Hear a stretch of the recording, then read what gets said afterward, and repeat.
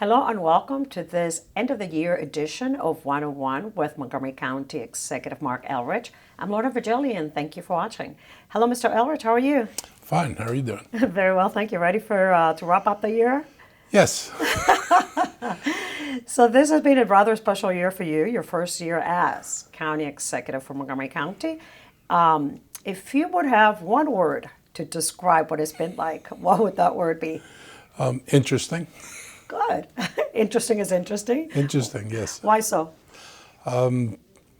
There's a lot of stuff that's happened. It's never, no 2 days are ever the same. There's an endless variety of things that come across your table, some that you knew were coming across, some that surprise you and require you to do things you didn't think you were going to have to be dealing with. So it's always something different. So 2019 has been a year, of course, of a whole lot of activity for you as our county executive. Let's start focusing on the economic and business development component of it. You held about 6 business sessions. Total of 8 if you count the And then charrettes. the 2 charrettes, exactly. You literally have spoken or heard from dozens of entrepreneurs in the county. What is your biggest takeaway from all of that? That my concerns about the business environment and things that were manageable were really legitimate. That people, continued to raise the kind of stuff we heard before the campaign, during the campaign.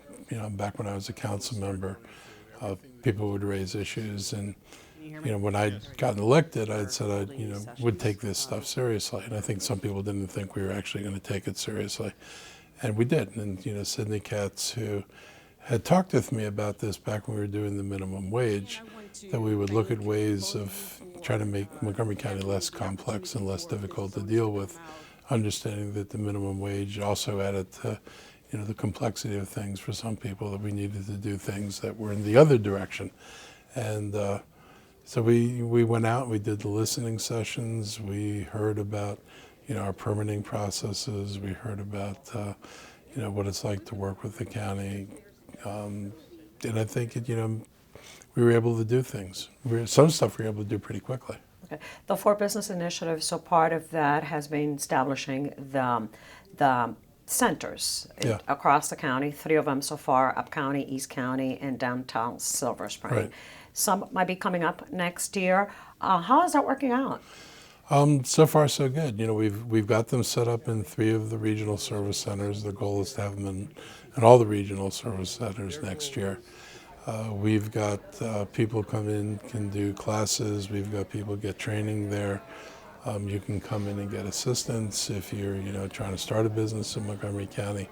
So we've decentralized it. We've put it in places that people know are the county offices in different parts of the county, and I think they're actually achieving a life of their own. It's a good thing. Part of these conversations with the business community, the local preference bill that is in county council, can you update us a little bit as to the status on that? And also procurement, have there been some new initiatives implemented in procurement? So in the local preference bill, we put in a bill that would give Montgomery County businesses preferences in points when they're scored, and also preference in price, meaning we're willing to spend a little bit more on a county business than we would otherwise spend in a bid. So if you were scored the same in terms of quality and you were a little bit more expensive than a non-Montgomery County business, we would give the business to a Montgomery County business. And the answer to why we would spend more, which is a logical question, is that if we spend money on a Montgomery County business, that money stays in the county. The employees are most likely to be here. The owners are most likely to be here. You're paying rent or owning county buildings. We're collecting your property taxes. We're collecting your income taxes. We're collecting the taxes on your inventory. So the money we spend actually starts to come back to the county. If I give business to a company in Virginia or Pennsylvania, maybe the employee buys lunch here. Maybe they don't, but that's about all you get out of it. So we think it's an economic development strategy helping local businesses, and we heard a lot from local businesses feeling they weren't able to compete on county contracts. And I talked to people who our county residents who had moved businesses to Prince George's County because Prince George's County had preferences. And they said, well, if I can go to Prince George's County, benefit from the preferences there, and still bid in Montgomery County, no harm. And so they actually could be county residents bidding against other county residents, but their business, because they located in Prince George's, goes to Prince George's. So we want a level playing field.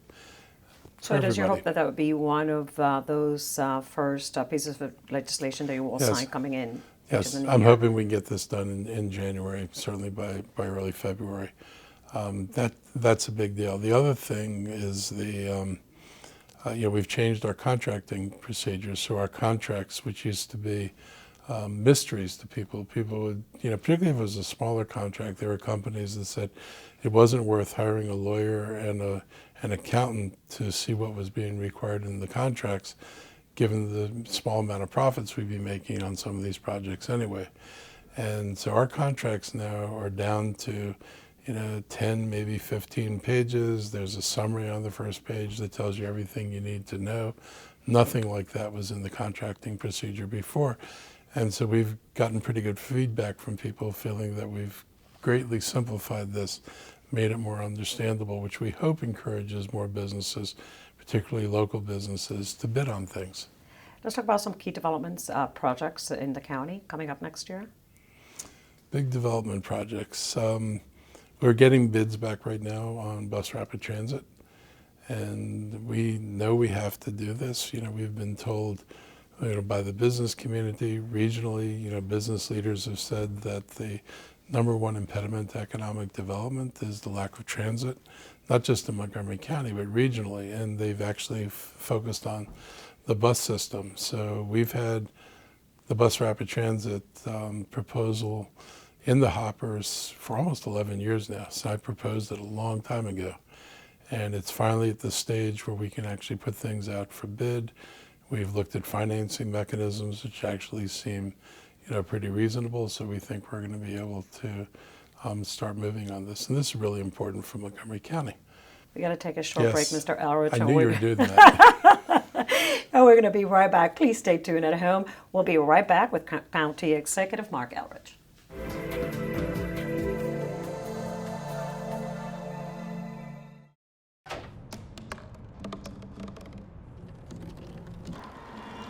Everybody has a dream.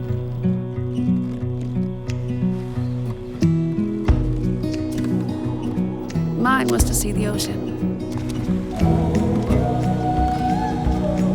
And with a little help, I made it.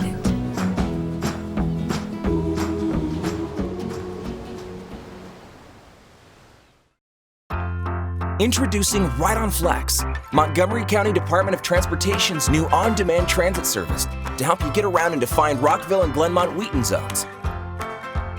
Riding the Flex is easy. Download the Ride on Flex app, select your pickup and drop-off locations within the zone, and go to your pickup location, a corner near you, and you ride for $2 or less.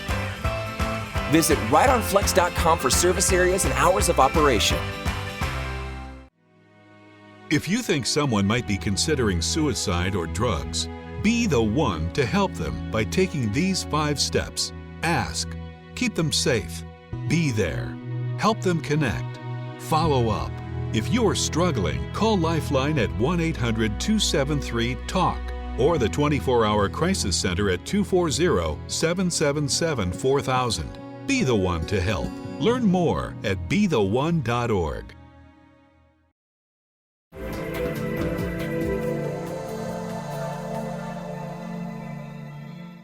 Welcome back to 101 with Montgomery County Executive Marc Elrich. We're talking about a little bit as to what has been accomplished this first year of your administration as county executive and some of the things that are coming up next year. The budget process. You did a series of listening sessions across the county for the fiscal year 2021 operating budget. Can you compare this to the first budget that fiscal year 2020 that you kind of inherited from the previous administration? So, I walked in and they basically, done their preliminary budget work. And at the same time, I think the second day I was here, I was told I had to cut $50 million out of last year's budget, the one that ended in June that just passed.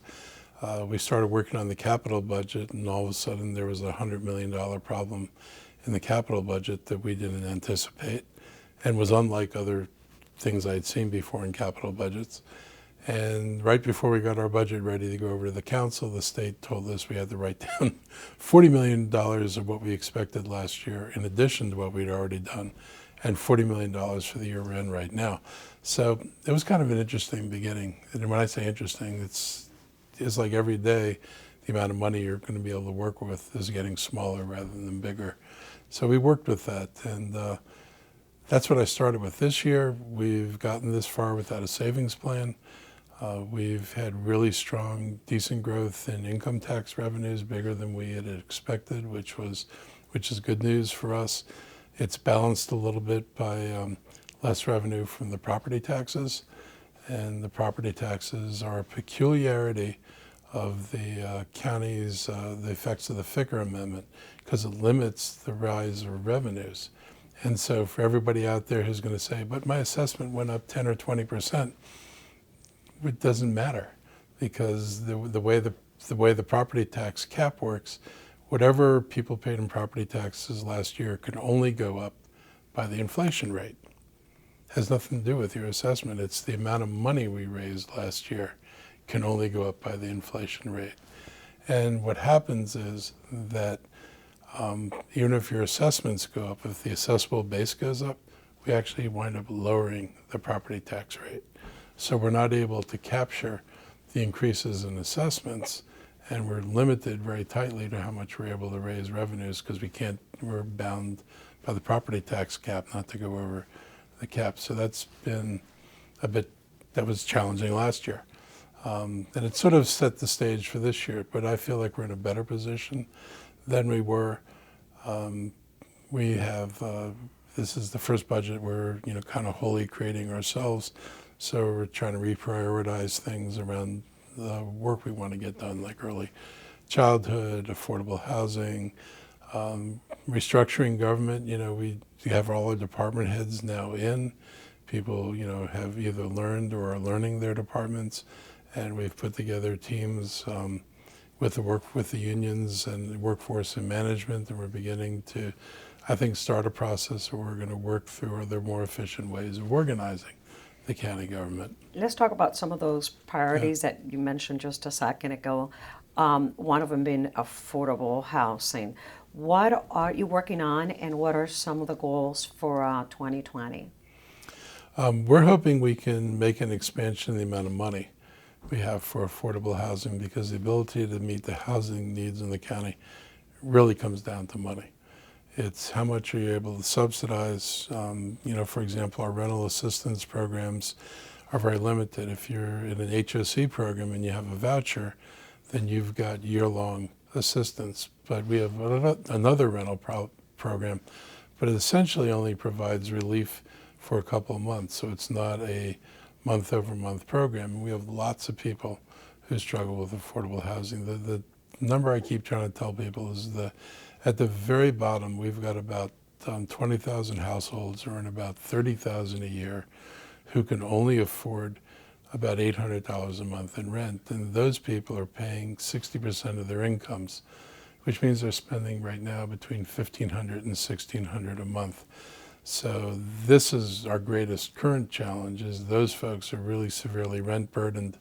There are other people who make a little bit more, but who are still, given the rents in Montgomery County, paying 40, 50% of their incomes on rent. So dealing with that is going to be a challenge. So we're looking at what we can do to provide more assistance. We're looking at opportunities to help nonprofits buy buildings. I've asked that we start putting an emphasis on assisting buying buildings, but also looking to make it possible for tenants ultimately to own the buildings. We didn't discover this. There's been a lot of writing about one of the effects of poverty is that largely minority communities haven't been able to really enter home ownership the same way the white population does. And if you only rent, you don't build any capital. So you're not taking out a home loan or a second mortgage so your kid goes to school, or so you can give your kid a down payment and you don't accumulate much in savings if you're not building any equity. So we're going to be looking at ways to help more people buy apartments, turn them into condominiums, and offer ownership opportunities to parts of our population that haven't had those opportunities before. It's not going to happen in a flood. It's going to be, a slow change, but we hope to put things in process that will, continue to go forward and expand ownership opportunities here. And lastly, we're going to be looking at ways of building more affordable housing. One of the biggest impediments is just too darn expensive to build. Whether you're talking about a single family house or you're talking about apartments in high-rise buildings, the cost of building a high-rise, it just works against getting any affordable units out of it. We tend to get 12.5% to 15% of the units affordable, but not to really lower income people, primarily to people making $55,000 to $80,000. The folks making $50,000 and less, not so much. So we need to figure out how we're going to rebalance that. Figure it out as we go along. Let's talk about the early childhood education, which was one of the first things that your administration kind of tackled as a priority. Let's talk a little bit about the progress made this year with the funding that was allocated, and also as it continues the 4-year plan. What are some of those specific goals again for 2020? So last year we were able to increase some seats. We spent about $7 million.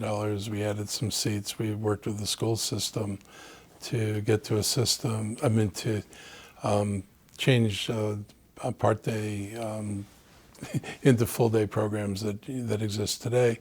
We're looking this year to identify new sites for expansion and providers who are going to be able to expand, because I could have money, but if I don't have places to put additional childcare, and if I don't have providers who are able to expand into the spaces that become available, we're not going to be able to expand childcare. This is a big issue, early childhood education. As I said, when we started this adventure, and this is something the council, agreed with us on pretty strongly. It's one thing we know is a game changer. We know that right now in Montgomery County, about half the population enters kindergarten 2 years behind. And I just ask folks at home to grasp the concept of being 5 years old and 2 years behind. What tends to happen is these kids stay behind.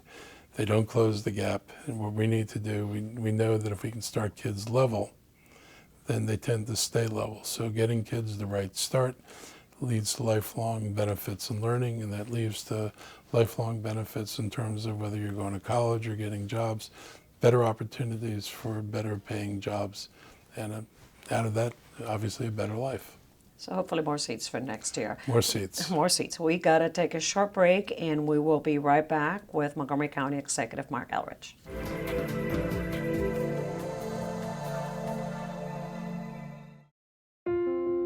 I love taking care of my mom. It wasn't easy at first. She learned how to better communicate her needs. And you learned how to not ignore yours. I discovered how to make healthier meals. And I discovered how much I enjoyed them. Becoming a caregiver is a learning experience for everyone. Find articles, tips, and tools from experts and others who have been in your place. The Caregiving Resource Center at aarp.org/caregiving. Did you know there are more than 10,000 county government phone numbers? But there's only one number you need to remember for non-emergency calls, 311. MC311 is Montgomery County government's online telephone information system. Need information? Have a problem or complaint? Trying to locate a county government facility? Call 311. The call center is open Monday through Friday, 7 a.m. to 7 p.m. The website is available 24 hours a day, 7 days a week. The next 30 seconds can save you a lot of money. Just do your laundry in cold and stick to full loads. Auto-sleep your computers. Plug your gadgets in a power strip and switch it off when you're done. Headed out? Turn back your thermostat by 10 degrees. And drive sensibly. The more energy you save, the more money you save. Find other great tips at energysaver.gov.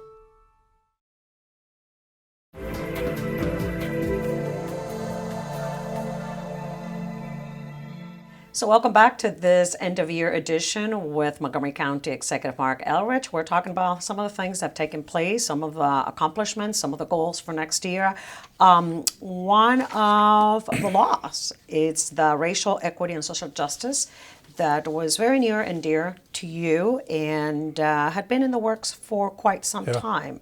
So finally signing that into law in Montgomery County, what did it mean for you personally? Look, it meant a lot. I had, talked with Nancy Navarro back in the spring of 2018, and we brought this resolution in front of the county that would require the next county government, this county government, to adopt programs that had a racial equity lens. And what it means for us is that we're going to have an office here. We are going to set standards. We're asking, even in this budget, before any of this got implemented formally, for people to start looking at the balance of where programs are. Who do we serve? Is our money where it goes? Does it represent the population of Montgomery County? Are we providing equitable recreation services? Are we providing equitable housing services? Do we make the same kind of transportation decisions for one neighborhood that we might make for another neighborhood? So it's making people start thinking about whether the funding of programs and the distribution of programs in the county matches the population of the county. And I think this is going to be significant for us. And we're also training people. It's no surprise. Racism continues to be an issue, not just in Montgomery County, but in the country. And, my personal feeling is, we've never really dealt with the Civil War in our own history. We've never come to terms with the impact of racism, particularly on the African American community. And that while we're not going to change the country in Montgomery County, we can start to address some of these issues and talk about things that have been kind of forbidden from being talked about for a very long time.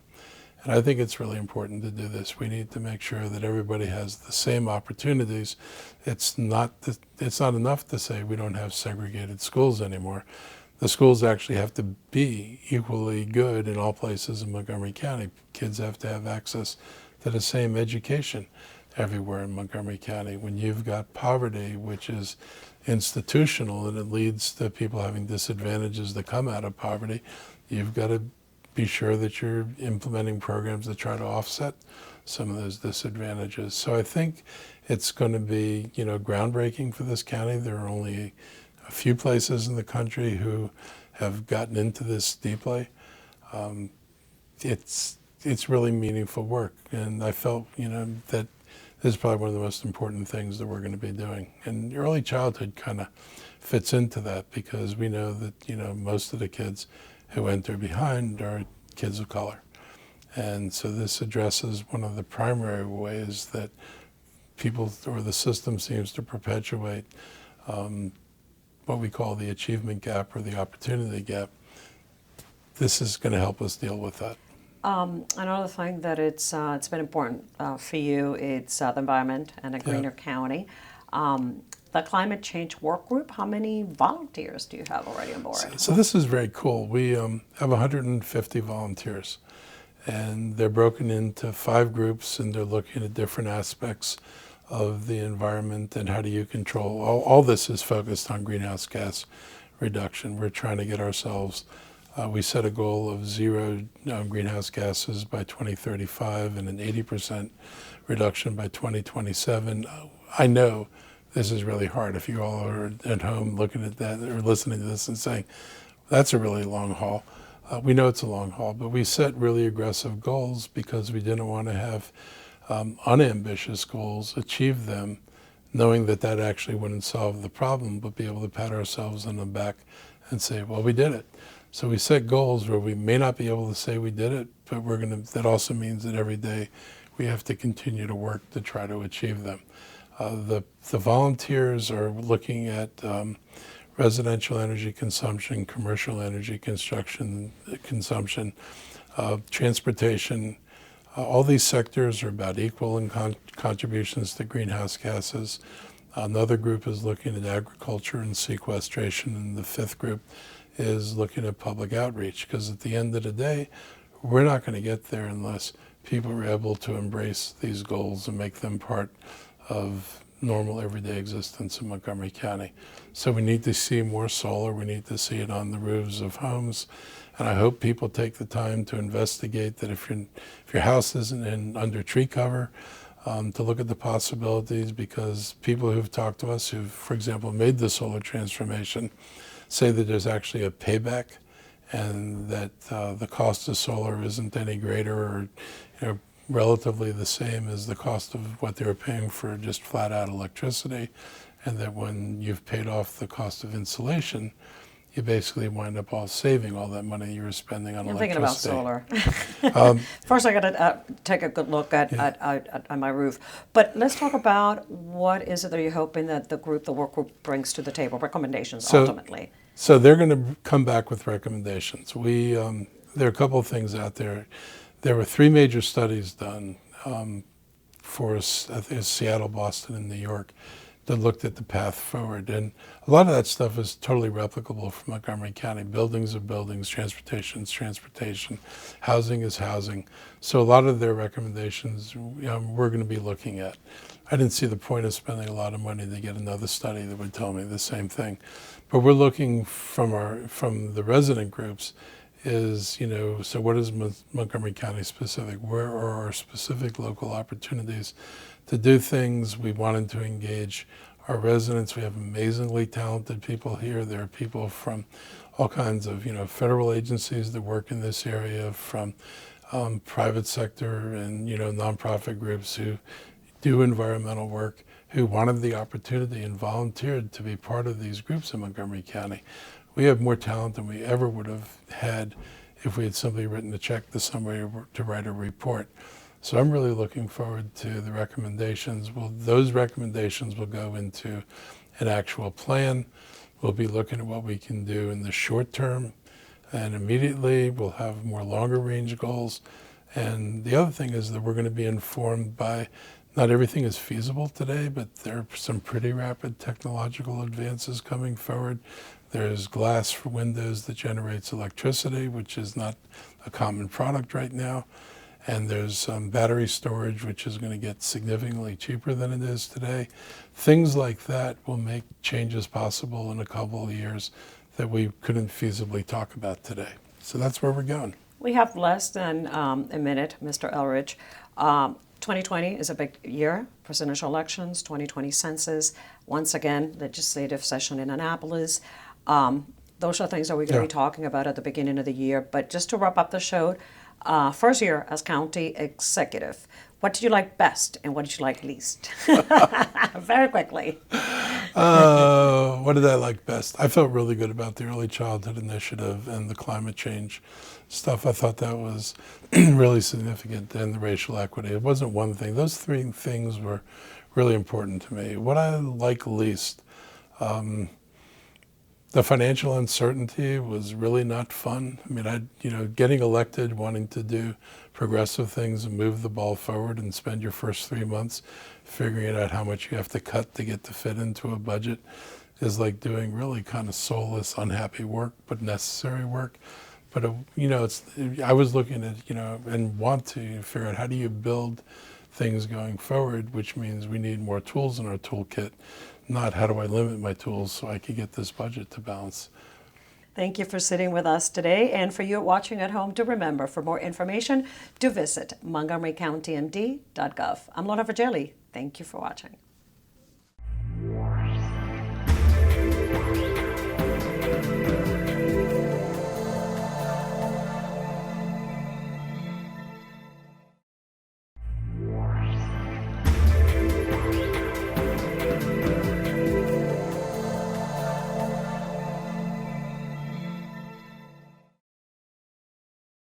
In Montgomery County, we have a goal to reduce waste and recycle 70% of all waste by 2020.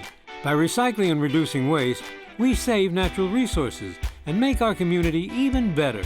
So recycle at home, work, school, everywhere, and keep recycling going. For more information, call the Montgomery County, Maryland Division of Solid Waste Services at 311 or visit montgomerycountymd.gov/recycling. Keep it going. Recycle more now.